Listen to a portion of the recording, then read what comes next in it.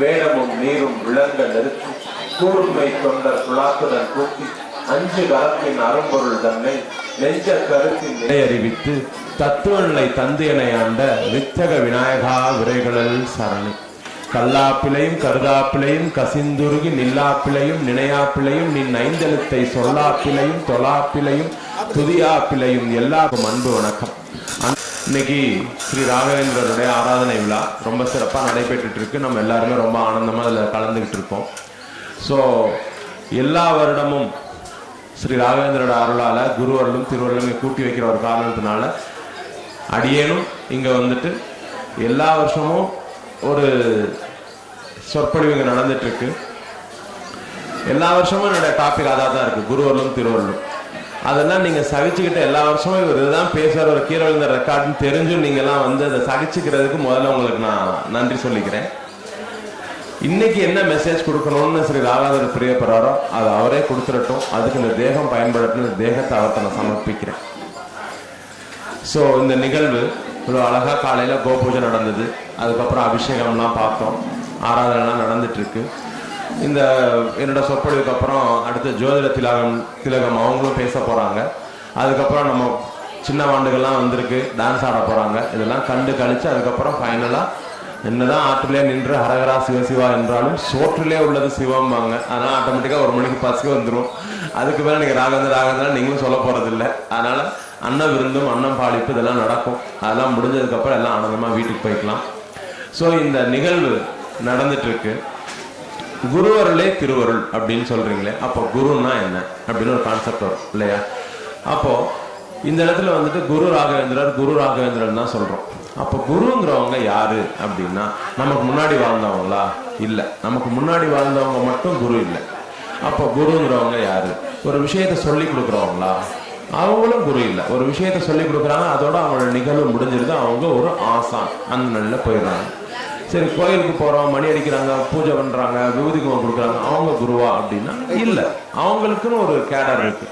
ஒரு பூசாரி இல்ல ஒரு பூஜை செய்பவர், இது மாதிரி ஒரு கனமான ஒரு பதவியில அவங்க போயிடுறாங்க. அப்போ குருங்கிறவங்க யாரு? அப்போ குருங்கிறவங்க இன்னும் உச்சத்துல, அதாவது தன்னை உணர்தல் அப்படிங்கிற அந்த ஆன்மாவின் விழிப்புணர்வுல இருந்து தன்னை உணர்ந்து தாங்கிட்ட வர்றவங்களுக்கும் அந்த ஆன்ம விழிப்புணர்வை கொடுக்குறாங்க இல்லையா, அவங்க தான் குரு. ஒரு வித்தை சொல்லி கொடுக்குறாங்க, அவங்க ஆசான் இல்லையா? ஒரு படிப்பு சொல்லி கொடுக்குறாங்க, அவங்க ஆசிரியர். ஒவ்வொரு இடத்துல மாறிடுறாங்க. ஆனா குருங்கிறவங்க அப்படி இல்லை. முழுக்க முழுக்க நம்ம வாழ்நாள்ல நம்ம கூடையே சார்ந்து இருந்து நம்மளை வந்துட்டு வழிநடத்தி ஒவ்வொரு செகண்டும் வழிநடத்தி கூட்டி போய்கிட்டே இருப்பாங்க. அவங்க தான் குரு. அப்போ ஒருத்தவங்க கேட்டாங்க, எப்ப பார்த்தாலும் நீ வந்து குரு குருன்னு சொல்றியே, அப்போ உனக்குன்னு ஒரு வாழ்க்கையை நீ வாழ மாட்டியா? அப்போ உனக்கு சுதந்திரமே இல்லையா? எது சொன்னாலும் என் குருநாதர் சொன்னா நான் செஞ்சுக்கிறேன், அவர் சொன்னா நான் செஞ்சுக்கிறேன், அவர் செய்யறதை மட்டும் செஞ்சுக்கிறேன் அப்படிங்கிறியே. அப்போ குருநாதர் என்ன பண்ணுவார் அப்படின்னா, முதல்ல போனவர்னா கொடுக்கறதே சுதந்திரம் தான். எப்பவுமே குருவுக்கு நம்ம அடிமை இல்லை. குரு போனவர்னா கொடுக்கறது சுதந்திரம் தான். என்ன சுதந்திரம் கொடுக்குறாருன்னா ஆன்ம சுதந்திரம், இந்த தேகத்திலிருந்து விடுபடக்கூடிய சுதந்திரம் இல்லையா? அப்போ அந்த இடத்துல என்ன பண்ணா, அறிவு வேலை செய்யும், ஆன்மா விழிப்புணர்வுல இருக்கும். அப்போ குரு அப்படின்னு ரெண்டு வார்த்தை சேர்ந்துதான் குருன்னு ஆச்சு இல்லையா? இந்த ரெண்டு சொல் சேர்ந்து குரு. அப்போ குருனா குக்கியம், குருனா ரூபம். அப்போ எல்லாருக்குள்ளேயும் இருக்கக்கூடிய அந்த இருளை நீக்குபவர். இன்னொரு தத்துவத்தை சொல்லணும்னா ஒளியை கொடுப்பவர். அப்ப ஏன் சார் அந்த குரு சிஷ்ய பாரம்பரியம் வேணும் அப்படின்னா, என்னதான் பெரிய விளக்கு எரிஞ்சிட்டு இருந்தாலும் அதுக்கு கீழே சின்னோன்னு ஒரு நிழல் இருக்கும். அந்த இடத்துல இன்னொரு விளக்கு வைக்கும் போது இந்த விளக்கினுடைய வெளிச்சம் அந்த நிழலை அழிச்சிரும், அந்த பெரிய விளக்கினுடைய வெளிச்சம் இந்த நிழலை அழிச்சிரும். இதுதான் பரமாத்மாவுக்கும் ஜீவாத்மாவுக்கும் இருக்க தொடர்பு. நம்ம எல்லாம் வந்து ஜீவாத்மா, சின்ன சின்ன ஆத்மாக்கள். இதே பொருள் தான் பரமாத்மாவா மேல நின்றுட்டு இருக்கு. இந்த பரமாத்மா அனுபவத்தை உணர்ந்து தெளிஞ்சு இது எப்படி போகணும், எப்படி இந்த பரமாத்மாவை போய் அடையணும் அப்படிங்கிற எல்லா விஷயத்தையும் சொல்லி கொடுக்குறவங்க தான் குரு. 2+2=4 சொல்லி கொடுத்தவனும் செத்து போயிட்டான், ஆனா அவனான்னு சொன்னவனும் செத்து போயிட்டான். ஆனா யார் சாகல? சாகாக்களை பெற்றவனே சன்மார்க்கின்னாங்க, சாகாக்களை அறிந்தவனே ஞானின்னாங்க. அப்போ ஞானிங்கிறவர் சாகிறது இல்லை. அப்போ இறப்புன்னா எதை சொல்றீங்க அப்படின்னு ஒரு தேகம், இப்ப வந்து ராகவேந்திர தேகத்தோட இல்லையே, அப்ப எப்படி நீங்க சாகலைன்னு சொல்றீங்க? ஒரு கொஸ்டின் கேட்கலாம் இல்லையா? அப்ப சாகிறதுங்கிறது என்னன்னா அஞ்ஞானத்தில் வாழ்வதே சாகிறது தான். அப்போ வாழ்வதற்காக சாவு, சாவதற்காக வாழ். அப்ப தன்னுடைய அகங்காரத்தை ஒழிச்சு முழுக்க முழுக்க ஞானத்துல வாழணும்னு நீங்க முடிவு பண்ணிட்டீங்க அப்படின்னா அகங்காரத்தை ஒழிச்சே ஆகணும். அப்ப அகங்காரத்தை ஒழிக்கும் தருணம் மரணம் இல்லையா? ஒரு ஆசை தீர்ந்து போய் தேகம் இருந்துச்சுன்னா அவன் மரணத்துல இருக்கான், மரணிச்சுட்டான். ஆனா தேகம் தீர்ந்து போயும் ஆசை இருந்துட்டு இருக்கு அப்படின்னா கண்டிப்பா இன்னும் அவனுடைய ஆசை திரும்ப திரும்ப மறுபடியும் கொண்டு போயிட்டே தான் இருக்கும். அப்போ ஒரு முக்தி அடைகிறதுக்கும் ஒரு மரணம் அடைகிறதுக்கும் இதுதான் வித்தியாசம்.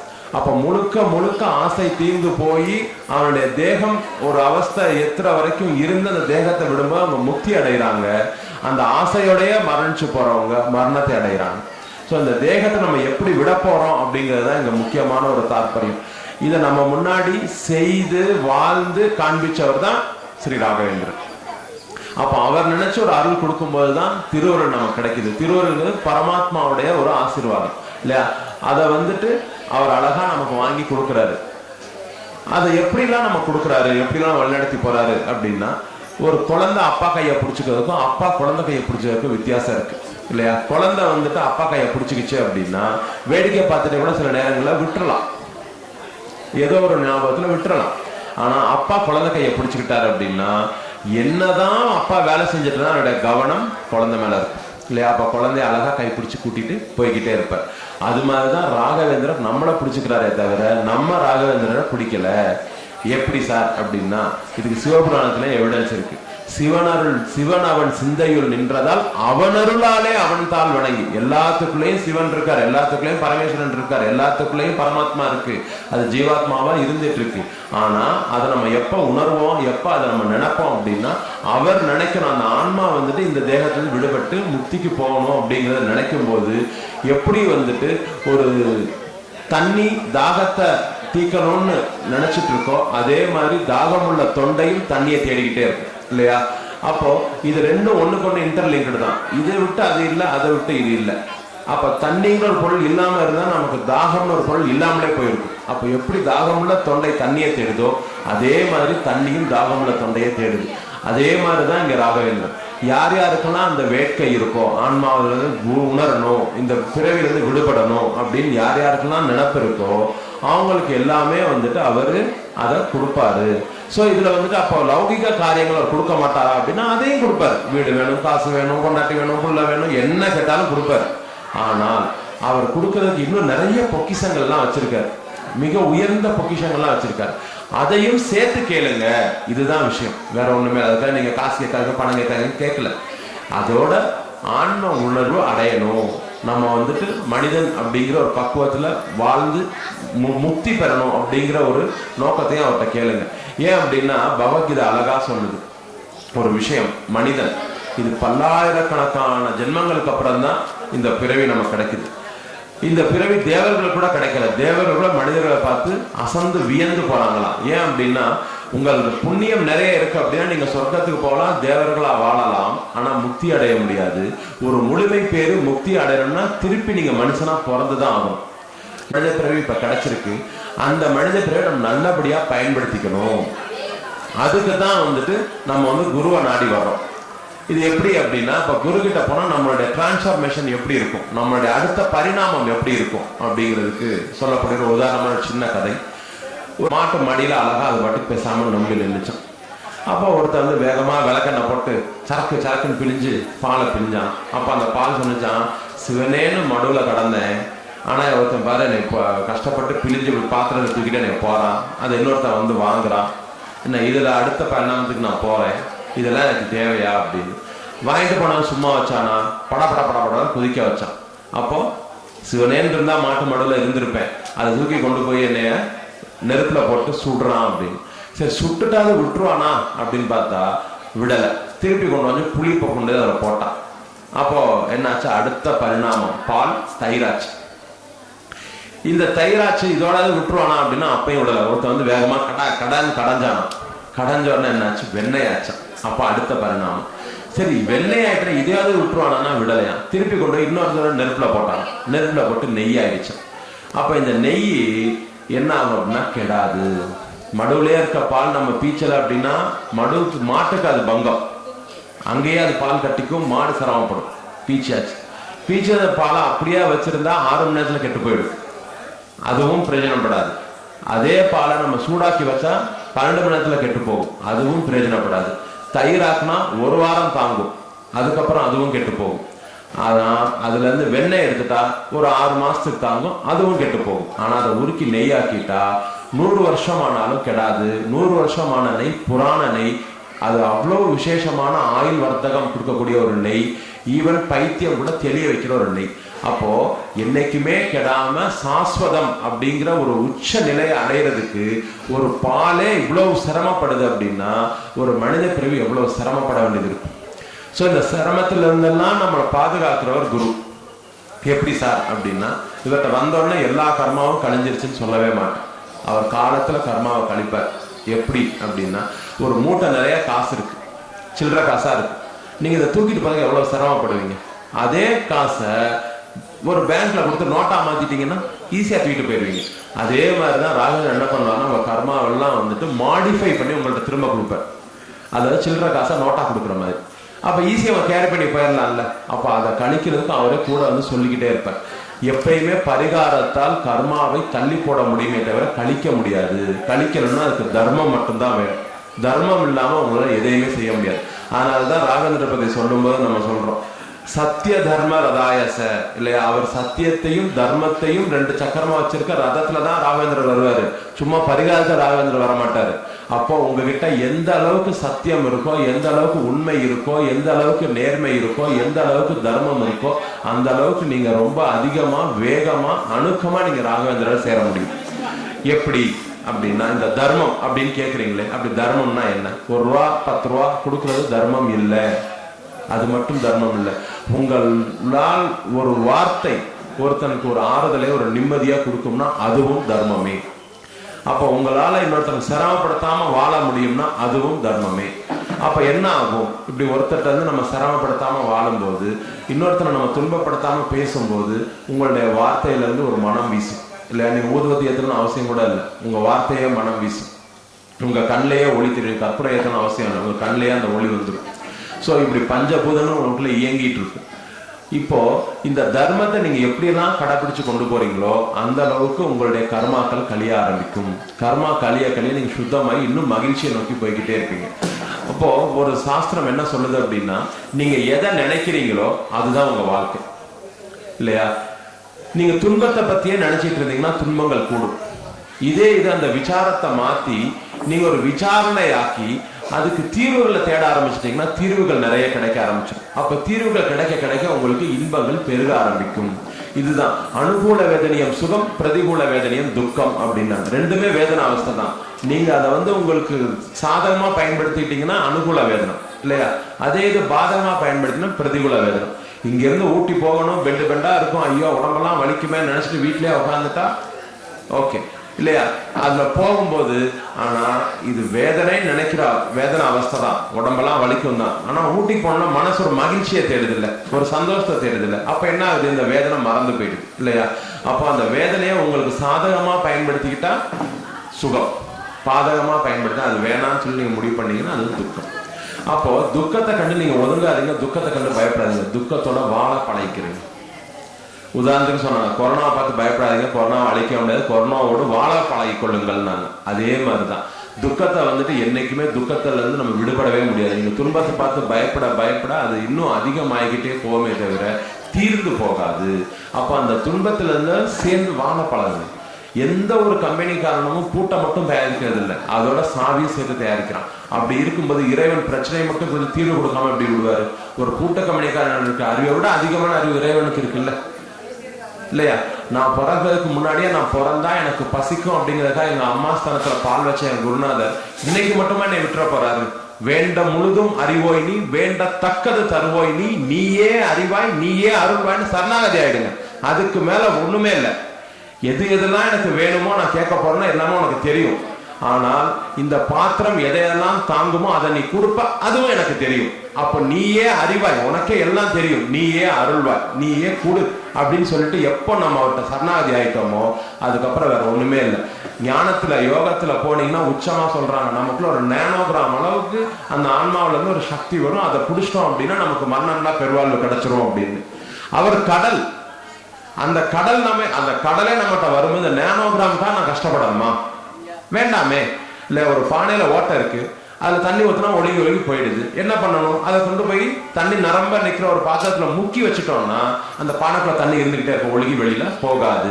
ஸோ அது மாதிரி குருநாதத்தை எப்ப நம்ம சரணாகதி அடைகிறோமோ அப்ப நமக்கு திருவருள் கிடைச்சிக்கிட்டே இருக்கும். அப்ப திருவருள் நம்ம வழிநடத்த ஆரம்பிச்சோம். அது வழிநடத்துச்சு அப்படின்னா நமக்கு என்ன கஷ்டம் இல்லையா? ஏதோ ஒருத்தன் வண்டி ஓட்டுறான், நம்ம சுகமா உட்காந்து தூங்கிடும் இல்லையா? ஒரு ஏரோப்ளேன் ஓட்டிட்டு இருந்தாங்க, அதுல எல்லாரும் ரொம்ப பதத்தோட இருந்தாங்க. ஐயோ டிரைவர் எப்படி எப்படிலாம் ஓட்டுறாரு, மேகத்தெல்லாம் போய் முட்டுறாரு, இதெல்லாம் என்ன ஆகும்? ஒரு குழந்தை மட்டும் சிரிச்சுக்கிட்டே இருந்துச்சான். ஏன் பாப்பா நீ மட்டும் சிரிச்சிட்டு இருக்க அப்படின்னு. ஏன்னா ஓட்டுறது எங்க அப்பா அப்படின்னு அந்த குழந்தை சொன்னிச்சான். அதே மாதிரிதான் வாழ்க்கையில துன்பங்கள் வரும், கஷ்டங்கள் வரும். ராகவேந்திர சார்ந்துட்டோம், கோயிலுக்கு வந்துட்டோம், எல்லாம் போயிடுச்சு. நான் பொய்யெல்லாம் சொல்ல மாட்டேன், உங்களை ஏமாத்த மாட்டேன், வரும். ஆனால் அதை எப்படி அதை டேக்கிள் பண்ணி கொண்டு போகணுமோ, உங்களை எப்படி சுகமா வச்சுக்கணுமோ அந்த வழியையும் அவர் கொடுப்பார். அதை தாங்கணும் அப்படின்னா அந்த பக்குவத்தையும் அவர் கொடுப்பார். அதுக்கு தான் நம்ம குருவை சாகும். எப்பயுமே குருநாத போனோம்னா எல்லாம் நம்ம கிடைச்சிருச்சு, நமக்கு எல்லாம் ஆனந்தம் இல்லை. சிஷியன் எப்பயுமே சுகவாசி தான், 100% நான் ஒத்துக்கிறேன். ஏன்னா என்ன இன்னைக்கு சுகமா தான் வச்சிருக்கேன். என்ன பிரச்சனை வந்தாலும் நான் ஈஸி அவர் தள்ள கட்டிடுவேன், முடிஞ்சு போச்சு.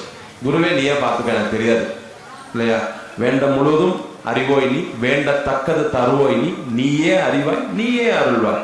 கஷ்டப்பட வைக்கிறியா? அதுவும் நீ தான், நான் கஷ்டப்படல இல்லையா? அந்த தேகம் கஷ்டப்படுதா? எனக்கு தெரியாது. அப்ப தேகத்தையும் மனசையும் பிரிச்சு வைக்க பழகு. அப்ப அந்த மனசை பிரிக்க பிரிக்க பிரிக்க பிரிக்க அந்த மனம் உன்னதமான ஒரு நிலைக்கு போயிட்டு இருக்கும்.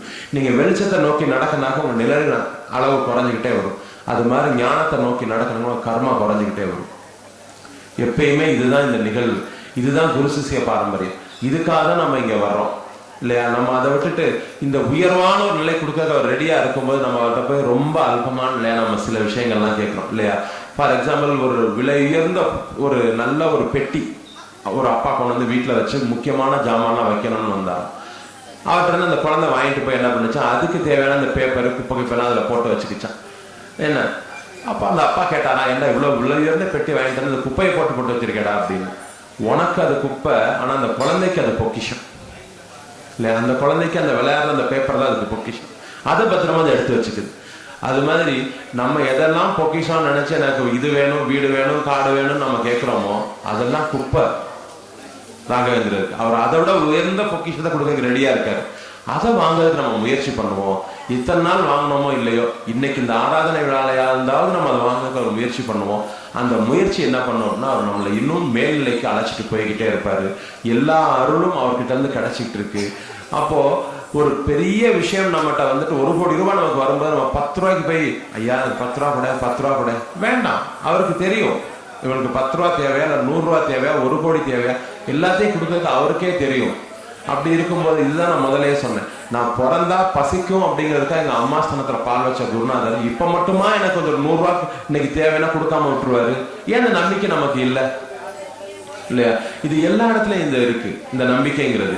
ஃபார் எக்ஸாம்பிள், நம்ம லைலா மஜ்னு கடை எடுத்துக்கிட்டோம்னா அதை சொல்லுவார், கத்தி வச்சு வேகமா குத்த வருவான் மஜ்னு. அப்ப லைலா சிரிச்சிட்டு இருக்கும், இவ்வளவு பெரிய கத்தி எடுத்துட்டு நான் குத்த வரேன்னு சிரிச்சிட்டு இருக்கே அப்படின்னு. அப்போ லைலா சொல்லும், கத்தி வேணா ரொம்ப மோசமானதா இருக்கலாம், ஆனா அது இருக்கிறது என் அவன் கையில். அப்ப அவன் என்னை அழகா பார்த்துக்குமே, நான் கத்தியை பார்த்து ஏன் பயப்படுங்க? அப்ப அவ்வளவு அழகா குருநாதர் பார்த்துக்கும் போது நம்ம ஏன் விதியை பார்த்து பயப்படணும்? தேவையில்லை இல்லையா? விதியின் வேலையை செய்யட்டும், எதா இருந்தாலும் பார்த்துக்கிறது குருநாதர் இருக்கார் அப்படிங்கிற ஒரு நம்பிக்கை இருந்தா போதும். அவர் அந்த விதியை டேக்கிள் பண்ணிக்குவார். அவர் விதியை டேக்கிள் பண்ணாருங்கிறது காரணம் நிறைய மகிமைகள் அவரோடது நிறைய இருக்கு. எனக்கு அப்புறம் பின்னாடி ஜோதிட கலாமணியம்மா பேச போறாங்க ராகவேந்திர மகிமைகள்னு. ஸோ அவங்க அதை பத்திலாம் நிறைய சொல்லுவாங்க. அந்த அக்ஷரோட அற்புதம் என்ன, அவர் இருக்கும்போது அக்ஷரை எப்படியெல்லாம் பயன்பட்டுச்சு, இதெல்லாம் ராகவேந்திரன் மகிமைகள் ஒரு புக்லேயே ஒவ்வொரு வேல்யூமா போட்டிருக்காங்க. ஸோ இதெல்லாம் அவங்க திரும்ப சொல்ல போறதுனால திருப்பி அவங்க டாபிக் நான் டச் பண்ணல. நான் குருவல்லும் திருவள்ளும் இந்த ஒரு டாபிக்லேயே நான் கொண்டு போயிருக்கேன். அப்போ இந்த குருவல்ல நம்ம அடையிறதுக்கு நம்ம என்னெல்லாம் வேணுமோ அதெல்லாம் நம்ம பண்ண வேண்டியது நம்மளுடைய கட்டாயம், நம்மளுடைய முக்கியமான ஒரு வேலை. ஸோ நம்மளுடைய பிரார்த்தனை எப்பவுமே அதை நோக்கி இருக்கணும். உயர்ந்த உன்னதமான பிரார்த்தனைகளை பண்ணுங்க. அந்த பிரார்த்தனைகள் நம்ம எப்பவும் வழிநடத்தி கூட்டிட்டு போகும். ஒவ்வொரு இடத்துலையும் ஒவ்வொரு செகண்ட்லையும் நீங்க யாரை சரணாகதி அடைஞ்சீங்களோ அந்த சரணாகதி ஆனவர் உங்க பக்கத்துல நின்று உணர அவங்களால முடியும். அதையும் அவங்க காமிச்சு கொடுப்பாங்க. ஒரு சின்னோட கதை சொல்லி நான் அதை என்னுடைய உரையை நிறைவு பண்ணிக்கிறேன். என்ன அப்படின்னா, ஒருத்தன் குருநாதர் பார்க்கறதுக்காக ரொம்ப கஷ்டப்பட்டு போனாங்க. அப்போ அவனுடைய கர்மா, அவனுடைய விதி அவனை பல விதங்கள்ல வந்து அலக்கழிச்சிச்சான். ஆனாலும் அதெல்லாம் தாண்டி ஒரு வைராக்கியமா போய் பார்க்கணும்னு போய் பார்த்தான். போய் பார்த்தா அவர் சோளத்தை கட்டிட்டு ஓரமா ஒரு இடத்துல உட்காந்து வெங்காயமும் சோறு நின்றுட்டு இருந்தாராம். சே, இவரை பார்க்கறதுக்கு அவ்வளவு கஷ்டப்பட்டு வந்து திரும்ப போயிட்டாங்க. அப்போ உங்களுடைய கர்மா கழிகிற வரைக்கும் நீங்க உண்மையா நித்தியமா இருக்க குருவை பார்த்தா கூட நீங்க பாதியில விட்டுருவீங்க. அப்போ அந்த குரு சொன்னாரா அந்த கர்மா கிட்ட, எதுக்கு நீ இவ்வளவு கஷ்டப்பட அவனை தடுத்த, நீ சும்மா இருந்தாலும் என்னை பார்த்துட்டு அவன் போயிருப்பானே அப்படின்னு. அப்போ குரு இப்படித்தான் இருக்கணும் அப்படித்தான் இருக்கணும் ஒரு ஃப்ரேம்ல நீங்களா அடைச்சு போய் பார்க்காதீங்க. குரு குரு எந்த ரூபத்துல வேணாலும் வரலாம். குரு குழந்தை ரூபத்துல வரலாம், குரு ஒரு செடி ரூபத்துல வரலாம், குரு ஒரு பூ ரூபத்துல வரலாம், எந்த ரூபத்துல வேணாலும் வரலாம், வந்து உங்களுக்கு ஒரு விஷயத்தை உணர்த்தலாம். அப்போ சர்வவியாபா இருக்க குருவுக்கு எந்த ஒரு பர்டிகுலர் தேகமும் தேவையில்லை. ஒரு 6 அடி இருக்கிற உடம்புலதான் அவர் வரணும்னு அவசியம் இல்லை. எந்த ரூபத்துல வேணாலும் வந்து உங்க விஷயத்த சொல்லலாம். ஸோ அந்த விஷயத்த வந்துட்டு குரு கொடுக்கும்போது வாங்கிக்கோங்க. இப்படித்தான் வரணும்னு எதிர்பார்த்து குரு வரும்போது ஏமாந்து போயிடாதீங்க. ஏன்னா கர்மா நம்மளை எப்போ வேணாலும் ஏமாத்தும். ஸோ அப்படி ஏமாந்து போகாம அந்த விழிப்புல இருந்து எப்பவும் குருநாதரை சரணடைஞ்சு குருவின் பாதங்கள்ல ஆனந்தமாய் வாழணும் என்று கேட்டுக்கொண்டு விடைபெறுகிறேன். நன்றி, வணக்கம். வாய்ப்பளித்த அனைத்து நல்லுணங்களுக்கும், அமைதியாக இருந்து சிரத்தையாக கேட்ட எல்லாருக்கும், ஆடுறதுக்கு ரெடியா இருக்கிற எல்லா மாணவ செல்வங்களுக்கும் எனது நன்றி. நன்றி நன்றி. கடந்த 20 ஆண்டுகளாக டாக்டர் CR புகழேந்தி அவர்கள் அவர் திருமணத்திற்கு முன்பிருந்த நமது ராகவேந்தர் பிறந்தத்தில் முதலில் சொற்பொழிவு ஆற்ற ஆரம்பித்தார். இந்த 20 ஆண்டுகள் முதலில் பேசுபவர் அவராக தான் இருக்கும். அது ராகவேந்தர் கொடுத்த பெரிய பாக்கியம் அவருக்கு. இந்த 20 ஆண்டுகளாக வந்து சிறப்பாக பண்ணிக்கிட்டு இருக்காரு. அதே மாதிரி அவரும் அவருடைய குடும்பத்தார் ராகவேந்தர் வந்து பரிபூர்ண ஆசியை வழங்கி நல்லபடியாக பார்த்துக்கணும்.